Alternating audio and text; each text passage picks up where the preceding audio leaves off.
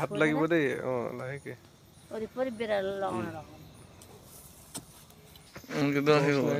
এনেকে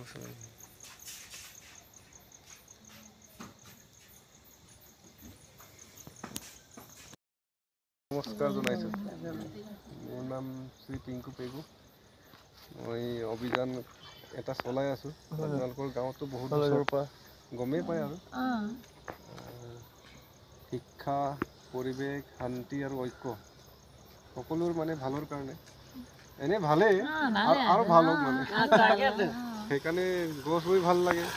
অচিনাকি মানুহৰ লগত লগ পাই চিনাকিও হ'ব, ভালো লাগে, ৰিলেশ্যন বাঢ়িব, সম্পৰ্ক বাঢ়িব আৰু এটা একতাৰ এটা পৰিৱেশ এটা পাম।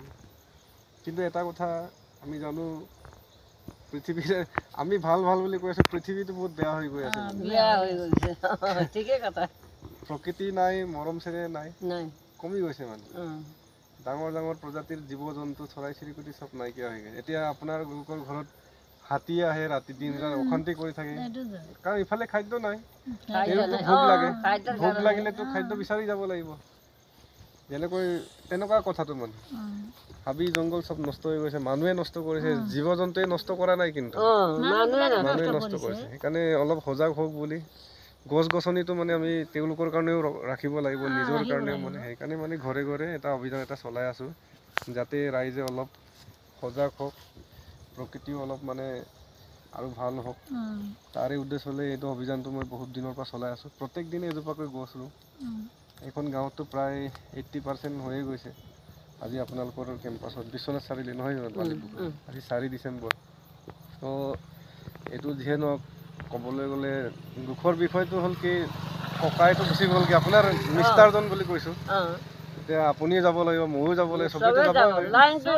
কিন্তু তেওঁ ভাবি আছে চাগে মোৰ কাৰণে একো নকৰিলে, সেইকাৰণে স্মৃতি হিচাপেতো কিবা এটা থৈ যাব লাগিব। সেইকাৰণে এই গছজোপা তেখেতৰ আত্মাৰ সদগতিত লগাই কিজানি তেওঁ অলপ শান্তি হওক, আপোনালোকৰ পৰিয়ালৰো আৰু সুখ শান্তি আহক, আশীৰ্বাদ দিয়ক তেখেতে ন। আৰু এই গছজোপা আশীৰ্বাদ দিব, ইয়াক ধুনীয়াকৈ কিন্তু বচাব।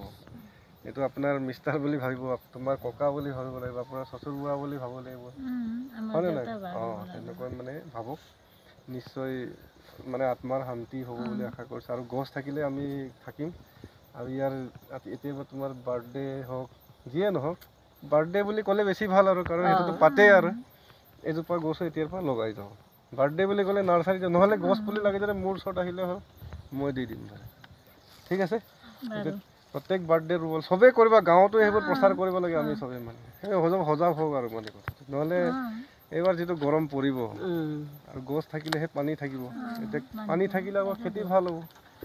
গছো নাই, পানীও নাই, খেতিও নাই, তেতিয়াহ'লে আমি কি খাই জীয়াই থাকিম? কথাটো তেনেকুৱা হৈ গৈছে। সেইকাৰণে সেইবোৰে আৰু জানে আৰু চবে, কিন্তু জানি বুজি আজি চাওকচোন পৃথিৱীৰ অৱস্থা কি হৈ গৈছে। কথাটো তেনেকুৱা ক'লেতো আজি গোটেই ৰাতভৰ ডিছকাছ কৰিলেও শেষ নহ'ব। সেইকাৰণে আপোনালোকে নিজে সজাগ হওক, বুজিব চেষ্টা কৰক। আৰু তাৰে উদ্দেশ্য লৈ এইটো ধুনীয়াকৈ দেউতাৰ নাম লৈ, ককাৰ নাম লৈ ৰুই দিয়ক।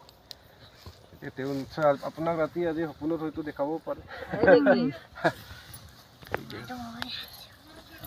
সেইটোৱে ভগৱান বুলি ভাবিব লাগিব আমি। ইয়াৰ দ্বাৰাই জীয়াই আছোঁ যেতিয়া নেকি, হয়নে নহয়? মহানিমৰ মহাগুণ আছে। উদ্দেশ্যটো সেইটো আৰু বহুত বেমাৰৰ পৰা সি মুক্তি পায়।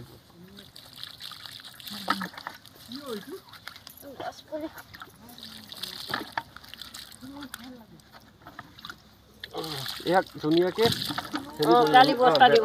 গোবৰ অলপ দি দিব, পানী এইকেইদিন ঢালিব দেই, ঠাণ্ডা ছিজনটো। এইকেইদিন পানী ডেইলি ৰাতিপুৱা গধূলি দিব। বাৰু যিয়ে নহওক, ধন্যবাদ দেই, সেইটোৱে উদ্দেশ্যটো আছিলে। ঠিক আছে, হ'ব।